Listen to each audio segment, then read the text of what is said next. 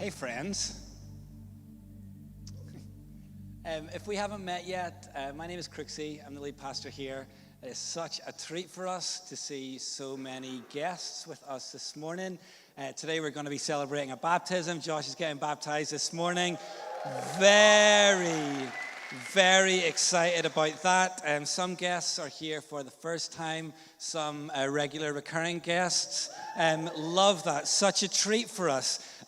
We are going to continue our little mini-series for the summer where we are tier listing the judges that are mentioned in Hebrews chapter 11 and verse 32. Since we've got the time, the writer to the Hebrews didn't have time to write all about that, but we've got time, so we're getting into it. And last week we talked about Gideon, and we learned from the start of the things that he did that choosing faith over fear is a really good thing for us to do. But we also learned from the end of his life that being faithful to the end really counts, because that's something where Gideon really failed.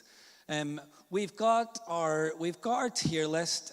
We decided to pop Gideon into the B category, really high highs, really low lows. And that tier list looks a little empty, but do not fear, my dudes, because today we are going to be tackling not one, but two judges as we talk about Deborah and Barak. But before we get into that, I haven't forgotten to bless you this morning. I bless you in the name of Jesus, to know Jesus even more wonderfully today. I bless you to receive healing in your mind, in your body, in your emotions, and in your spirit today. I bless you with guidance and with help from God so that you can prevail in whatever circumstances you find yourself facing in this season, so that you can flourish. And I bless you with the hope and the love and the joy and the peace of God today. May it be good times. We're talking Judges, and that means talking the book of Judges. And just as a way of reminder from last week, the book of Judges contains a little cycle, and the book of Judges goes like this. The people abandon Yahweh, their God, and they sin, and then God lets the bad guys take over for a while, and then the people cry out to God for help, so he raises up a judge to rescue them, and then there is peace for a while, but only for a while, because the peace tends to only last for the length of time of the judge who rescued them and his or her life. And once they die, the whole thing starts all over again and usually gets a little bit worse. So when we pick up the events that we're going to look at today, that actually comes in the chapter before we meet Gideon, we're not surprised that things kind of start on a bit of a downer. So let's read Judges chapter 4. We're going to start in verse 1. The words are going to be up on the screen as I read, and it says this: the Israelites again did what was evil in the sight of the Lord after Ehud had died. So the Lord sold them to King Jabin of Canaan, who reigned in Hazor. The commander of his army was Sisera, who lived in Harosheth of the nations. And then the Israelites cried out to the Lord because Jabin had 900 iron chariots, and he harshly oppressed them for 20 years. And Sisera just sounds like a bad guy's name, doesn't it? Like, you're getting like menacing vibes of Sisera for sure. And just to add to that, we find out that the army that he commands is huge and is very well resourced. 900 iron chariots. And all the Bible dorks here in the room are already like, yo, dun, dun, dun. Because iron chariots had meant defeat to God's people in the not so distant past. And now the bad guys are like pure overkilling it on the whole iron chariot thing. So it's not looking good for our dudes, but at least knowing this gives us a little bit of context for how these events play out. A bunch of the judges, not all of them, but a bunch of the judges are military dudes. And we see here a military problem.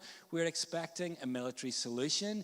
Ehud gets a little name drop in that bit that we just read, and he was someone raised up as a judge, a military leader, who assassinated the bad guy king, and then raised up an army to fight the bad guy army, and defeated them, like a military problem requiring a military solution. And I guess we saw that with Gideon last week as well, so we're kind of thinking there's going to be a military solution. But then our expectations are subverted.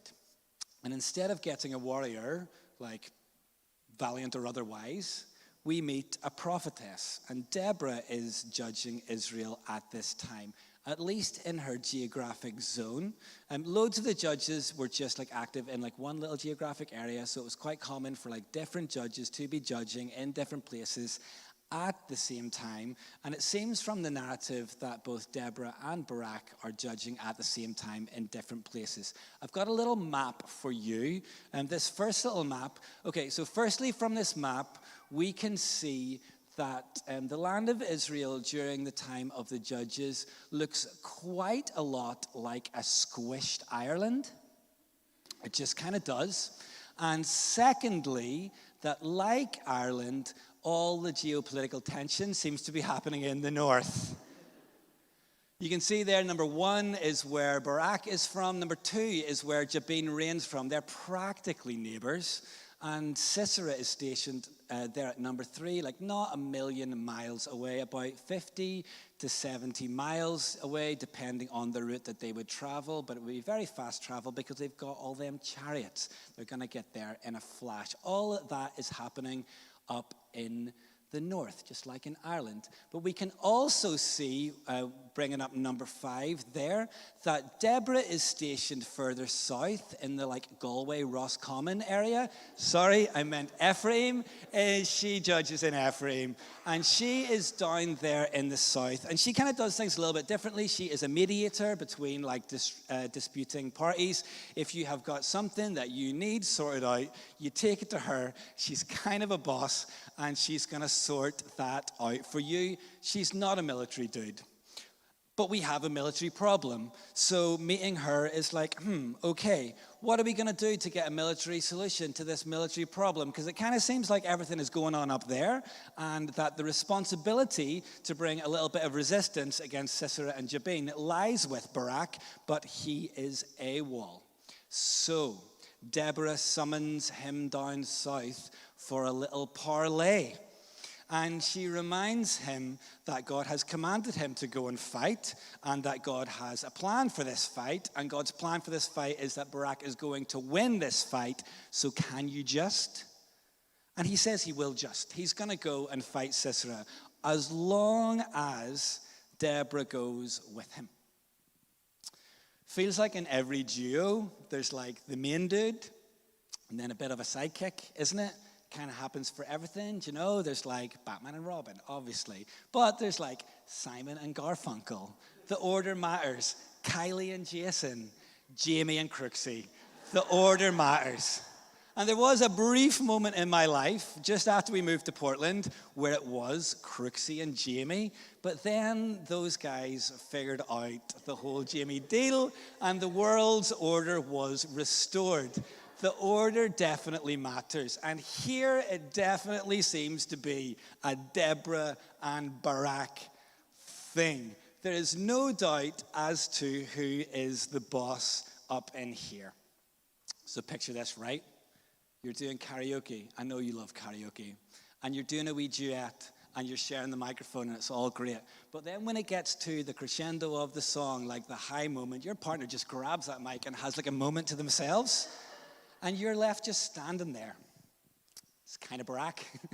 That's kind of the way he does. It's definitely Deborah and Barak, and not Barak and Deborah, and that order matters. And I don't really want to spoil the story, because we're going to get to it and it's good, but I guess I kind of have already spoiled the story with that judges cycle.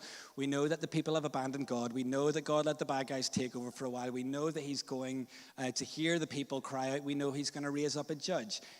Also via Deborah.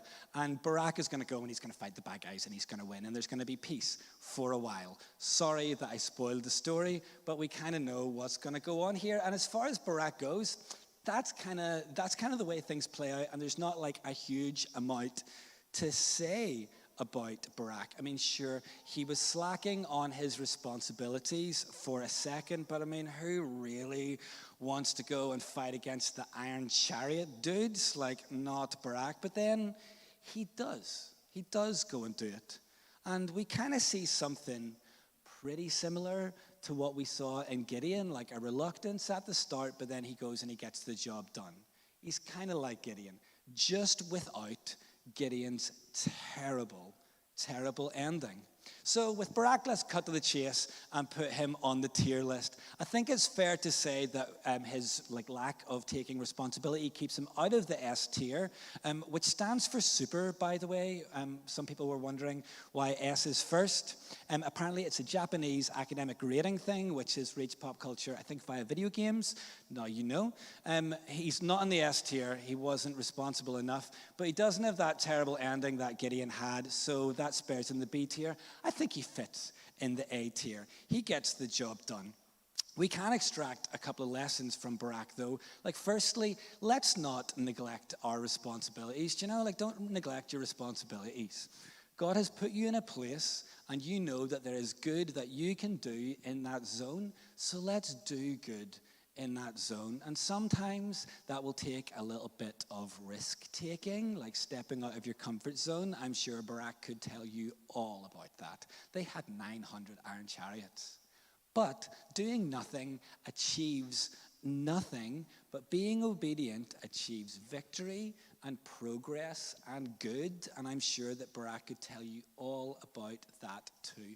Because a big positive lesson that we can take away from Barak's example is that victory comes through obedience. When we do what God is asking us to do in line with his promises in faith, good things happen. They just do. Something I didn't get time for last week was to talk through the list of reasons why these dudes appear in a list in Hebrews chapter 11, verse 32, because the writer gives a list of all these names that he doesn't have time to talk about, and then gives a whole big list of reasons why they are on the list, and he saves some time by grouping it all together, I guess. So let's look at this now and see if anything applies to Barak. What more can I say? Time is too short to tell about Gideon, Barak, Samson, Jephthah, David, Samuel, and all the prophets, who by faith conquered kingdoms, administered justice, obtained promises, shut the mouths of lions, quenched the raging of fire, escaped the edge of the sword, gained strength in weakness, became mighty in battle, and put foreign enemies to flight. And you can see from up there that actually quite a lot of this applies to Barak. So, if the writer to the Hebrews had time to write about Barak specifically, maybe they would have written something like, by faith, Barak faced down the military might of Jabin and Sisera and put them to flight. By faith, through believing and acting on the promises God gave him, he brought freedom from oppression to the people of Israel. Or something like that. Maybe you could come up with something even more fun. It took him a hot minute, but Barak did good. A tier. But now we get to the big question. If it's really Deborah and Barak, and Barak gets on the list in Hebrews chapter 11 for his contributions here, why is Deborah not on the Hall of Fame list? And it's not going to be because she's a lassie, because Sarah and Rahab are on the list and they're lassies. And it's strange that she's not on the list. Let's talk about Deborah for a minute. She shows initiative. She takes responsibility. She motivates. She shows that she has more faith in God's words for Barak than Barak does for himself. And she goes to battle with Barak even though she's not a military dude. Strange that she's not on the Hebrews list. When I was thinking about Deborah this week, I have to admit to you, friends, I think I have been doing the thing that I kind of warned against last week, where I've been taking something that I know from later on in the story and actually coupling it up with some of my own experiences in life, and then putting that onto the Bible as I read it. There's especially something that comes in chapter 5, which is a song that Deborah and Barak sing, their karaoke moment, and I project that onto how I read Deborah's character in chapter 4. And it's specifically this, like, mother in Israel bit. Do you know, the villages were deserted. They were deserted in Israel until I, Deborah, arose, a mother in Israel. Do you think Barak is even touching that microphone? No, he is not. And I think it's the mother part that gets me in there, because thinking about my own mum and my experiences of being mothered by her, I think that's really like colored how I've received Deborah's character. Do you know, because when I look at Deborah and I think about my own mum, I can see that they have actually like a lot in common. Like, both are compassionate and helpful, both are doers, and both are ready to take on extra responsibility to make a thing happen. Both are willing to take on extra responsibility to make something easier for someone else, and both do that gladly without complaining. Deborah is a good dude, and I see in her like things that I have seen from my mum. So that like mother in Israel piece, that makes sense to me. But then that's kind of just meant that I only see Deborah through the lens of Joan Crooks, and there's nothing outside of that that really makes sense to the whole Deborah thing, to Crooksy. But there's more to Deborah, some that. Because when she's singing her song, I don't think that these are the only motherly characteristics, or even the primary motherly characteristics that Deborah was thinking about when she sang her song. And as I've been thinking about her and reflecting on Deborah's character this week and studying that, I've been like, oh, there's more to it here, and more to her than just like a reflection of my mum. And the first thing that really like pointed that to me was the way she finished her interaction with Barak, when Barak says, I'll go, but only if you come too. She says, I will gladly go with you. Okay, cool, I can see my mum in that. But then she says, but you will receive no honor on the road you're about to take, because the Lord will sell Sisera to a woman. And that's the first sign that I really shouldn't take my personal experiences and just apply them to a Bible character. They are different people, of course. I mean, that's the first sign. But here I've got a little bit of evidence, because my mother speaks a little bit more gently and a little bit less directly and a little bit with less of a sharp tongue than Deborah does. Deborah is not here to be messed around with, ladies and gentlemen. She's not pulling any punches. And this is a little bit of a funny statement. I'm not entirely sure how to take this. You'll get no honor because you're about to, you're going to get any honor on the road you're about to take, because the Lord will sell Sisera to a woman. Because that kind of would make us think that Barak must be so embarrassed that a woman is doing his job. Oh, the shame. And to be fair, we do see that attitude from another character later on in the book, but they are a bad guy character and not somebody whose actions or attitudes we want to emulate. But for Barak, though, he hasn't really displayed that he has any problems in being told what to do by a woman, or in asking a woman for help. So I'm like, I get that, like, in ancienter times, gender roles were very different, but Barak seems to be given a lot of respect to Deborah. We know who the boss in this relationship is. We know who's holding the microphone. She says, come here, and he comes here. And she says, we're going to have a little talk. And they have a little talk. And that little talk says, you're going to go and fight that dude. And he goes to fight the dude. We know who the boss is here. And I suppose from this statement, we might end up thinking that Barak's not going to get any honor, but that Deborah is going to be the woman who gets the honor, because she seems to be the one who is in control right now. But again, our expectations get subverted as we get into the main part of the narrative, which kind of goes like this. This story is nuts. If you're not familiar with this story, it is definitely worth a read for yourself in Judges chapter 4. But I'm about to spoil it all for you. They go to battle. Both of them go to battle against Sisera and his 900 iron chariots. And God does the thing that he says he's going to do. And he, hands the victory to Barak, and Sisera and his army freak out, and they ditch their chariots and they run away on foot, and Sisera goes that way and his army goes that way, and they they're not going to get very far, but they're going to give it a good go. And Sisera is running for his life, but he's running through mountainous desert. I've got another little map for you. He's looking for a place to hide, and he hides like maybe number 6 in like this place. Maybe it's in that zone. Some people think it's in that zone. The Bible does identify it as being near Kadesh, which is further north, where Barak is from, which seems to be a pretty strange place for Sisera to flee to, but that's what the Bible says. A little bit of debate of where it's at, but it doesn't really matter. He's looking for a safe place, and he thinks he's found it in the tent of a lady called Jael. He goes in, and he's like, I'm safe here, because he thinks he's safe here because Jael's husband has made peace with Jabin.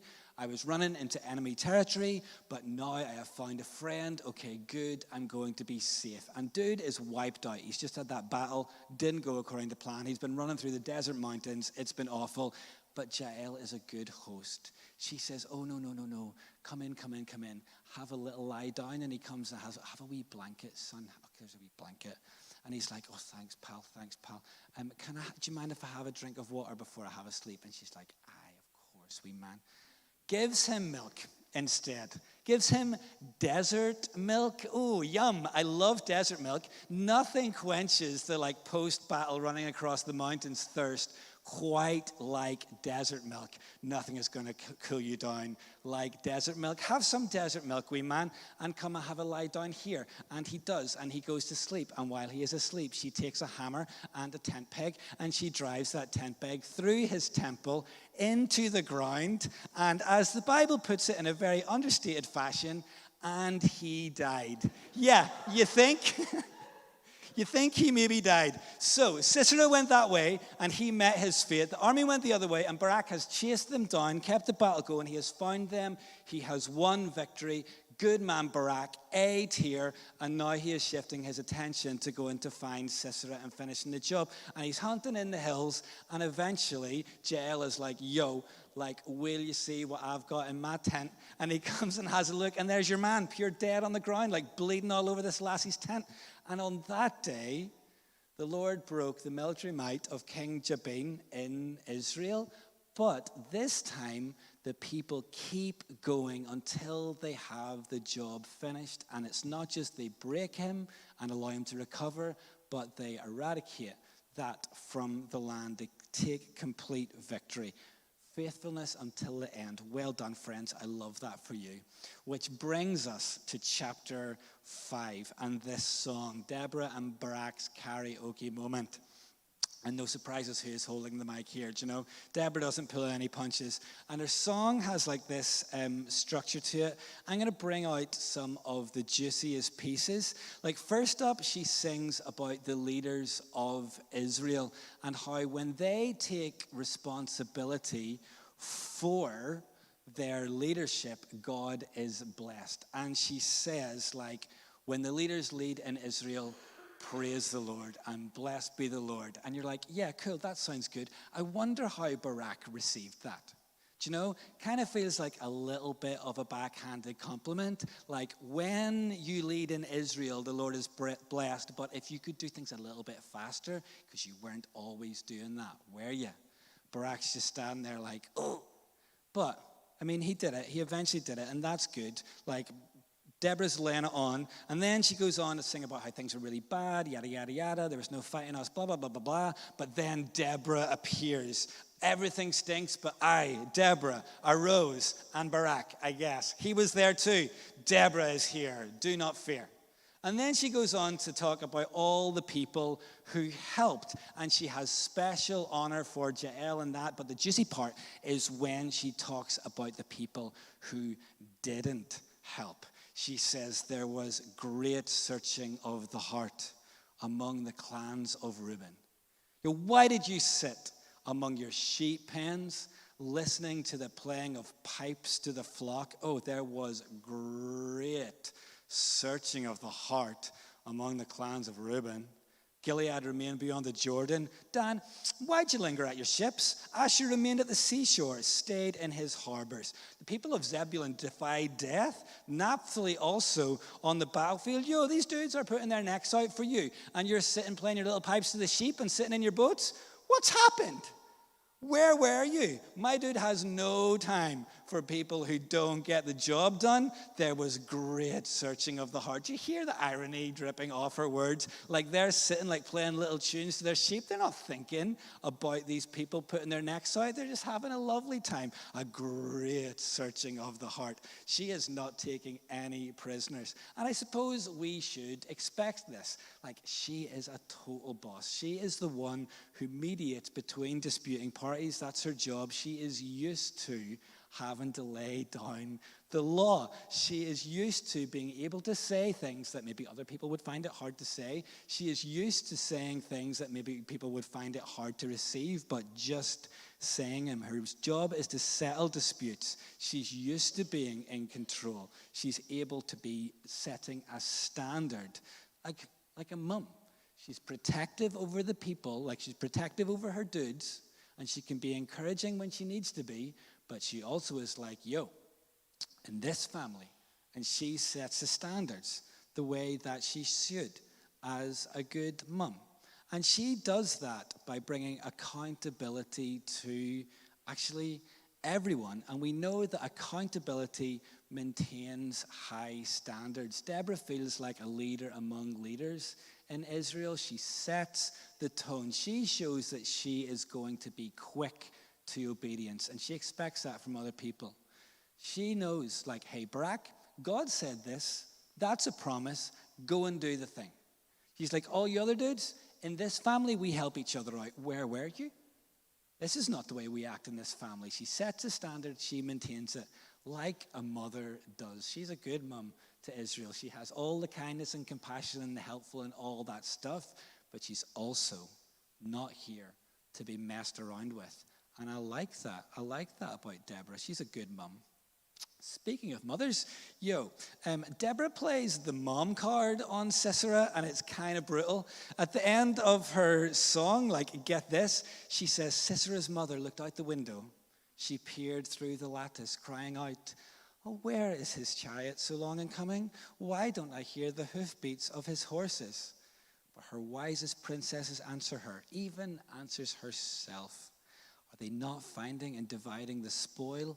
A girl or two for each warrior, a spoil of colored garments for Sisera, a spoil of an embroidered garment or two for my neck. Lord, may your enemies perish as Sisera did. And you're just like, yo, oh, look at his wee mum looking out the window. She thinks he's going to bring her back as scarf. Lol, he's dead. I'm sorry, Sisera can't come to the phone right now. Why? Oh, because he's dead. Deborah is cold-blooded, my dude. Like making fun of someone because their kid has just died, kind of harsh. I'm just going to set that aside for a second.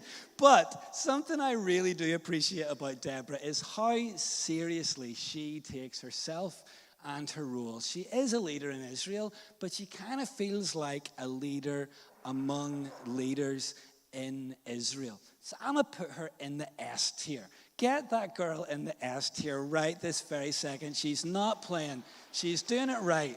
She is doing it right. She takes her role seriously. She lives it. She talks the talk. She walks the walk. And she maintains what is good in Israel. And I love that, especially calling people to obedience and a high standard of obedience. I respect that about Deborah. So what could we say about her if we were to be the writer to the Hebrews? Maybe we could say, by faith, Deborah leaned on the promises of the Lord and called the leaders of Israel to obedience. Through her accountability and example of obedience, Israel's leaders rose up and claimed the victory God had promised. Look, I don't know why she got left off that list in Hebrews chapter 11. Seems like she would fit right in. There must have been a reason. It won't just be because he forgot about her to write about her. There must be a reason, I don't know. But that's not going to stop me. Not knowing is not going to stop me from learning what I can learn from Deborah and from Barak and from their example for how we live. That I am not going to neglect my responsibilities. I'm going to do the good that I can in the places where I am while I have a chance. And I am going to see my obedience produce good things for God's kingdom, because we know that God blesses people who come close to him in obedience. And I am going to seek from people and give to people accountability so that standards get held high. And I would highly suggest being more like Deborah for you as well. Know where God has put you and do good where he has put you. See him bring victory in those spaces and set the standard for people and help other people meet the standard. These are good dudes, like S tier, A tier, good dudes. Friends, I've got a challenge for you this week. And that challenge is to think about the thing in your life that you know could do with a little obedience boost that you could get through some accountability. And I guess the real challenge is, who is that person who can bring that accountability and that obedience boost into your life? Like, it's got to be someone that you can hear it from. It seems that Deborah and Barak are peers, so maybe that's something to think about as you try to identify your person. Someone you can relate to. But it also does feel like Deborah is a leader among leaders, and that she's just like that little step ahead of Barak. So he is able to receive from her. Like, who do you know who's maybe just a little step ahead of you? Maybe they have seen some victory in the area that you want to see victory in your own life. Like, think about that. Needs to be someone that you know, needs to be someone that you respect. There's no point in having someone who you don't see all the time. There's no point in having someone that you don't respect. There's no point in having someone where this is going to just fall apart. So identify that person and then ask them if they would be willing to bring that accountability into your life as you pursue obedience. And I suppose the real challenge is, ask them to ask you how it's going on a regular basis, so that the conversation keeps staying open, so that things don't slip, so that standards don't slip. Who is that person, and how can they bring some accountability into your life? Friends, we are about to move into a time of response, but before we do, can I pray for you real quick? God, we bless you and we love you. We thank you for Deborah.